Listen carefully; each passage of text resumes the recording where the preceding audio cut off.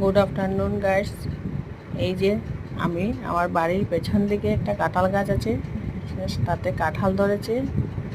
কাঁঠাল গাছে অনেক কাঁঠাল ধরেছে, তাই আপনাদের সাথে একটা শেয়ার করছি। কাঁঠালগুলো দেখুন আপনারা, এই যে গোল গোল টাইপের কাঁঠাল ধরেছে। কাঁঠালগুলো আমরা খেতে পারি না, বাদরের অনেক উৎপাত।